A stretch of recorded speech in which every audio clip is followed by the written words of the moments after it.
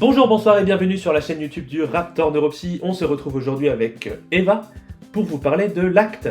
Acceptance and Commitment Therapy. Yes. How are you? Benoît. L'idée va être ici d'aborder ce qu'est la thérapie ACT, d'où vient-elle, quels sont ses fondements et sa philosophie, qu'est-ce qu'elle aborde, quels outils peut-on y retrouver, ou encore qu'est-ce que un ou une thérapeute ACT. Pour le savoir, montez à bord du Dinobus qu'on démarre le temps du générique. Allez, chauffe Géraldo, c'est parti!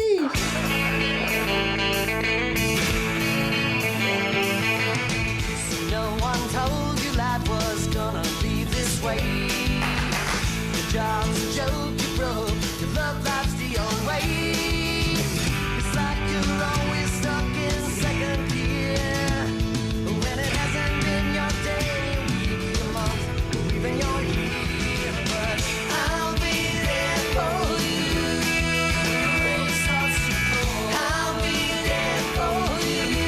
I've been there before. I'll be there for you. So there won't be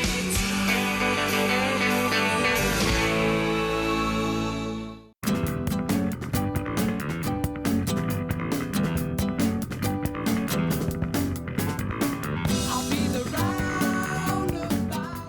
La thérapie d'acceptation et d'engagement, c'est une psychothérapie qui fait partie de la troisième vague des TCC, donc les thérapies comportementales et cognitives. Mais qu'est-ce que tu fais, Mathieu? Bah, je fais des vagues. Ouais, mais pas ces vagues-là, en fait, hein? Bon, pour faire simple, en TCC, on a 3 vagues, ou 3 approches si tu préfères. Donc la première, c'est l'approche comportementale, où on va se concentrer davantage sur les comportements et leurs changements. Ok, et la deuxième, du coup? J'y arrive.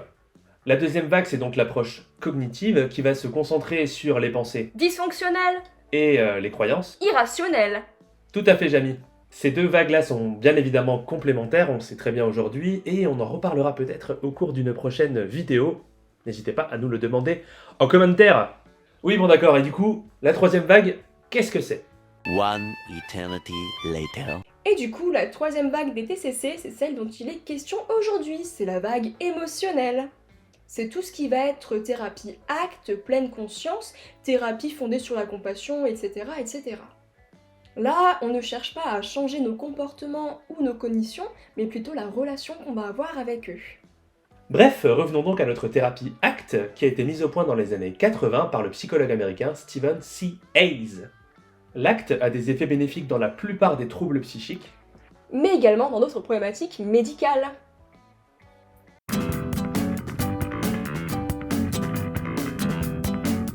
L'acte repose sur un principe simple. On s'épuise à essayer, en vain, d'échapper à sa propre expérience, notamment nos pensées, nos émotions et sensations qui vont être désagréables. Or, on ne peut pas échapper à un ressenti, et avoir mal est inévitable. Plutôt que de s'épuiser, on peut utiliser notre propre énergie pour faire ce qui compte réellement pour soi. On va retrouver, lorsque l'on parle de thérapie ACT, une notion assez centrale aussi, qui s'appelle l'évitement expérientiel. Ah, c'est pas faux. C'est la tentative d'échapper aux expériences psychologiques douloureuses ou de les éviter en essayant de les changer. Ces évitements deviennent alors problématiques quand ils ne donnent pas, à long terme, les résultats escomptés. Ils sont efficaces à court terme et peuvent produire un soulagement, mais ils deviennent rapidement plus problématiques que les expériences douloureuses qu'on essaye de contrôler. On va alors s'enliser progressivement dans des sables mouvants. And the Oscar goes to... Par exemple, je dois faire une démarche quelconque, comme envoyer un courrier, de l'administratif, un coup de téléphone. Cette démarche me stresse et m'angoisse, me donne une boule au ventre et je me dis que ça va mal se passer. En conséquence, je mets en place un comportement d'évitement, comme passer du temps sur Netflix, jouer à un jeu vidéo, boire un coup, fumer une clope, etc. Alors oui, ça marche au début, mais dans tous les cas, le problème ne va pas se résoudre comme ça, donc je culpabilise, ce qui alimente les pensées et émotions désagréables, etc., etc. Etc. Pour résumer, l'acte c'est moins lutter contre et plus œuvrer pour un meilleur fonctionnement et pour une vie en accord avec ses valeurs. L'acte va donc promouvoir ce qu'on appelle la flexibilité psychologique, c'est-à-dire la capacité à pouvoir mettre en place des actions qui vont être importantes pour soi, même en présence du coup de pensées, d'émotions et sensations qui vont être désagréables. Elle repose donc sur la pleine conscience, l'acceptation, en vue d'une vie riche et pleine de sens, au sein de laquelle on va donc se rapprocher de ce qui va être important encore pour nous. Cette flexibilité psychologique-là, elle repose sur 6 processus qu'on va dessiner sous forme d'hexagone, qu'on appelle en acte l'hexaflex.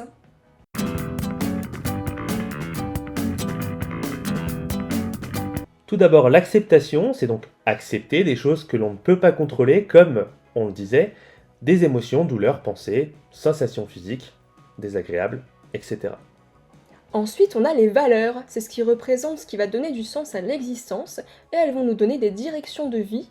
C'est par exemple l'honnêteté, la famille, le respect, c'est vraiment quelque chose qui est propre à chacun. On n'a pas les mêmes valeurs d'une personne à une autre.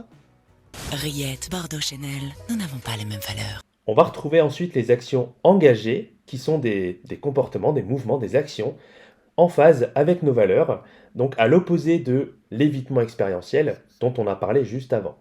On va aussi avoir la diffusion, donc c'est le fait de prendre de la distance vis-à-vis des pensées qui vont être automatiques et donc les considérer comme des simples pensées et non comme des faits. À l'opposé donc de ce qu'on appelle la fusion cognitive, c'est-à-dire la tendance à fusionner avec nos pensées et donc à les prendre pour la réalité. On retrouve également le contact avec le moment présent. C'est là qu'on va observer tout ce qui est les techniques de pleine présence pour être dans l'ici et dans le maintenant, comme par exemple des exercices qui ciblent la respiration. Et pour finir, on a aussi le soi comme contexte, donc la conscience de soi, c'est-à-dire nous rendre compte que nous sommes plus que notre expérience intérieure. En effet, nous sommes plus que nos pensées, que nos émotions et nos sensations. Nous sommes observateurs de tous ces événements. Et on peut bien sûr travailler sur chacun de ces processus. C'est souvent ce qu'on fait même. Exact.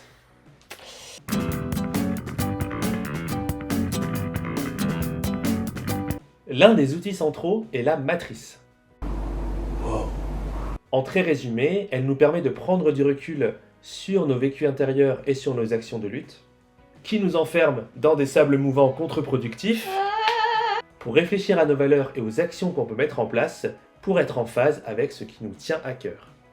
On l'utilise notamment en début de thérapie pour identifier les comportements problèmes et leurs fonctions. Je vous propose qu'on voit ça un petit peu ensemble. Un petit peu beaucoup même. Si on regarde un être vivant, schématiquement, il peut aller dans 2 directions. Soit s'approcher de ce qui est important pour lui, soit s'éloigner de ce qui va lui déplaire. Par exemple, un lapin peut s'approcher du champ de carottes du voisin, ou alors s'en éloigner parce qu'il a peur du chien. On peut s'éloigner ou s'approcher des choses qui se passent à l'extérieur de nous, dans notre monde extérieur. C'est ce qu'une caméra pourrait filmer. On peut aussi s'éloigner et s'approcher des choses qui se passent à l'intérieur de nous, dans notre monde intérieur. Et ça, aucune caméra ne pourrait le filmer. Quand on cherche à s'approcher des choses qui comptent pour nous, c'est ce qu'on appelle les valeurs. Ce sont les grandes directions qui donnent du sens à notre vie, qui nous tiennent à cœur, notre boussole intérieure. Et quand on cherche à s'éloigner de ce qui nous déplaît, de ce qui se passe en nous et qu'on aimerait contrôler ou éviter, donc ne pas les vivre, ça c'est la souffrance. Donc c'est des émotions, des pensées et sensations désagréables, comme on l'a dit tout à l'heure. Ce que pourrait filmer une caméra quand on veut s'éloigner de la souffrance, ce sont les actions de lutte. C'est tout ce qu'on met en place pour échapper ou contrôler nos souffrances. Ce que pourrait filmer une caméra quand on s'approche concrètement de ce qui est important pour nous, ça c'est les actions engagées. Et donc, tous ces moments très humains finalement, d'évitement, quand on a des pensées, des émotions, des sensations désagréables, etc., on peut les constater à travers de cette matrice qui peuvent par exemple se remplir en séance avec un ou une thérapeute qui est formée à ACT. Elle va donc nous aider à capter un peu mieux notre fonctionnement, on va se reconnaître dans cette matrice. Mais alors, qu'est-ce qu'on fait? Eh bien, Géraldo, l'acte en fait, c'est une thérapie qui se veut expérientielle. On va donc passer par des métaphores, des exercices, plutôt que de longues explications. Et comme Mathieu l'a dit tout à l'heure, on va pouvoir travailler sur les 6 processus de l'hexaflex qu'on a vu tout à l'heure. Il existe des dizaines de métaphores et d'exercices selon les processus qu'on va décider de travailler. On va prendre ici pour exemple la métaphore de Tati Daniel. Elle permet de travailler le processus de l'acceptation. T'as certainement dans ta famille une personne dont tu n'apprécies pas les manières. Disons par exemple qu'elle ne peut s'empêcher de faire des blagues ou des remarques déplacées. Elle se croit tout permis chez les autres et gâche un peu tous les repas de famille auxquels elle est invitée. À vous, t'as pensé à quelqu'un. Appelons cette personne Tati Daniel. Imagine, tu organises ton repas d'anniversaire. Tati Daniel, eh bien, tu l'invites pas parce que tu veux passer un bon moment quand même. Bref, tous les invités sont là, la fête bat son plein, Pompélope c'est la fiesta, et ça perlipopette, quelqu'un sonne à la porte. C'est Tati Daniel. Aïe, coup dur pour Guillaume. Bon, bah du coup t'as deux choix. Pas un, Deux. deux. Soit tu entr'ouvres la porte pour qu'elle ne puisse pas voir que tu fais une fiesta pour ton anniversaire sans l'avoir invitée. Tu parviens même à t'en débarrasser. Du coup, tu peux retourner avec tes invités, mais t'arrêtes pas de penser que Tati va peut-être revenir ou essayer de regarder par la fenêtre, exactement comme ça. Donc t'arrives pas à profiter pleinement de ta fête d'anniversaire.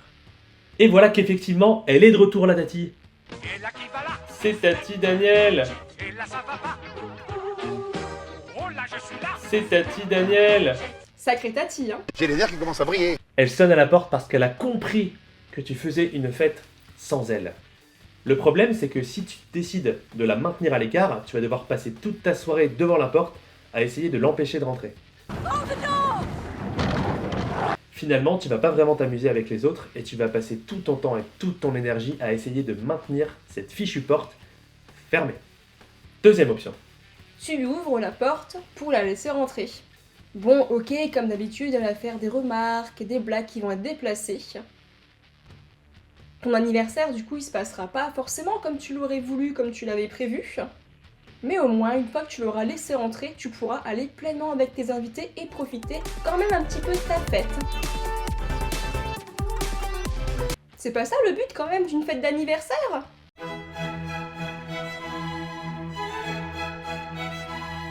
Et on vous propose un petit peu en vrac quelques exemples d'exercices. On va en retrouver plusieurs qui sont centrés autour de la question de la mort et du deuil, qui sont des événements inéluctables liés à notre condition d'être humain. Par exemple, l'exercice du dernier jour sur Terre. Mettons qu'il vous reste 24 heures à vivre. Qu'est-ce que vous faites ? Là, on va travailler un petit peu les valeurs, puisque le fait de s'imaginer ça permet de se dire « Ok, qu'est-ce que le moi idéal ferait, sachant qu'il lui reste plus qu'une journée ?»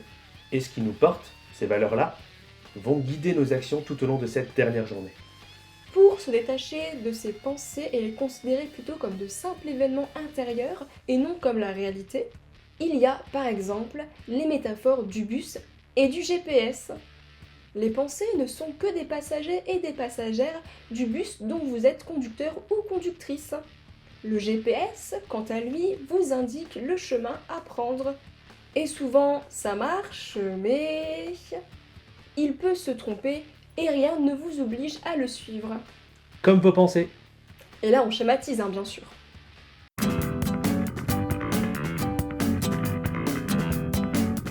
Il n'y a pas de protocole rigide à suivre, seulement un modèle, une grille d'analyse, et bien sûr, tout ça se fait au cas par cas.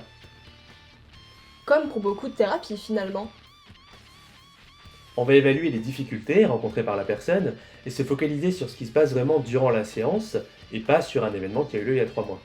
On va revenir régulièrement au travail sur l'acceptation qui est au cœur de l'acte et qui finalement est un peu un antidote de l'évitement expérientiel dont on a déjà parlé 3-4 fois.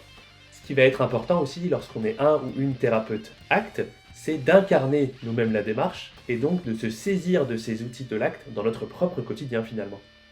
En début de thérapie, on va faire ce qu'on appelle une analyse fonctionnelle à l'aide de notre fameuse matrice. Cela permettra notamment de mettre en évidence les comportements, problèmes et actions de lutte. On va également présenter la thérapie ACT à la personne. Ensuite, on va définir donc des objectifs et ce qu'on appelle un plan de traitement. Puis les séances vont se dérouler avec des exercices et des métaphores comme on l'a dit tout à l'heure. On propose aussi un travail à effectuer dans le quotidien entre les séances, et ce jusqu'à la fin de la thérapie. Et même après du coup. Pour autant, on n'en oublie pas les principes fondamentaux de notre métier. Acte n'étant qu'une corde à notre arc, parmi nos compétences et nos qualités humaines, comme tout ce qui va être notre clinique, l'écoute, etc.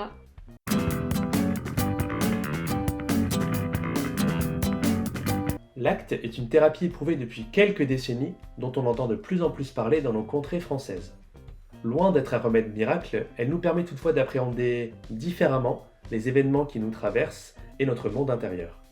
Surtout, elle est appuyée par des études scientifiques et a déjà démontré son efficacité dans de nombreuses problématiques. Comme on le disait donc en début de vidéo.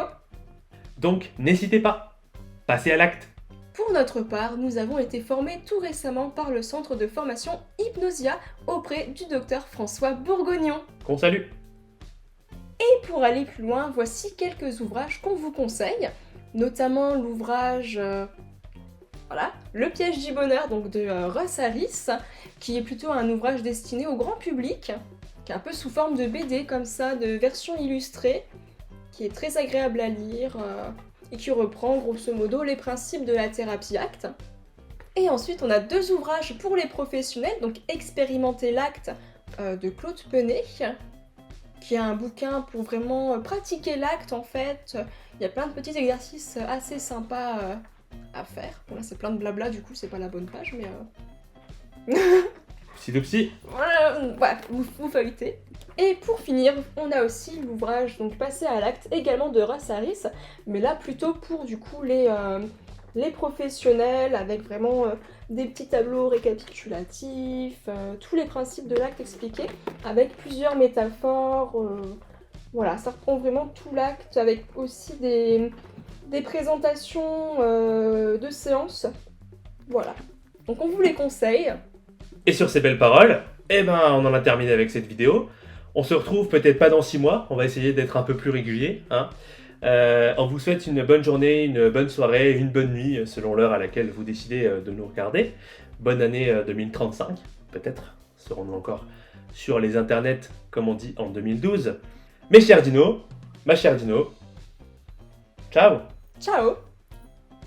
Très improvisé la fin.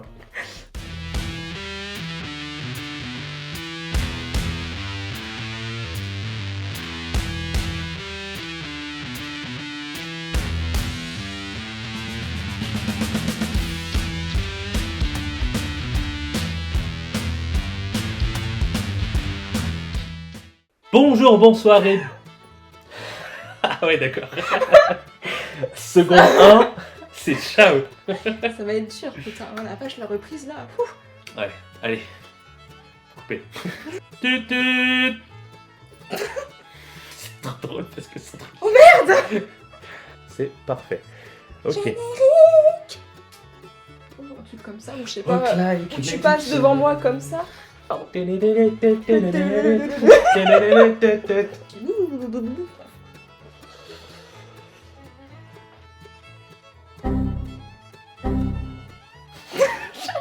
là on coupe. Ah, c'est bon, on est bien. Ok. Les pensées irrationnelles et les croyances, c'est pas ça. Oh la vache. Aïe aïe aïe. Les TCC. On la garde comme ça ou tu veux crier à côté? Je dédie cette récompense. Donc c'est nickel, j'ai fait sans faire exprès un sketch. Bon bah et voilà. Bon, je suis une daïe. Non mais alors. En montre. La vache. Montreux. Et c'est l'accent méchant qui revient. C'est ballot ça. Ballot c'est l'ours là. Il m'en faut peu Pour être heureux, vraiment très peu pour être heureux, je peux me satisfaire. Et voilà. du c'est fait. nécessaire. Bon, allez. Chez Tati Tatou. J'ai un cri de dinosaure. La vache. Et ça c'est nul. En début de thérapie, on va faire... Putain, il y a la mouche qui me tourne autour dans la vidéo. Eh Brigitte, dégage de là. Acte n'étant qu'une... Ah, on va y arriver, on est au bout. Oh regarde, on s'y fait une matrice. Oh la vache. Je décompense.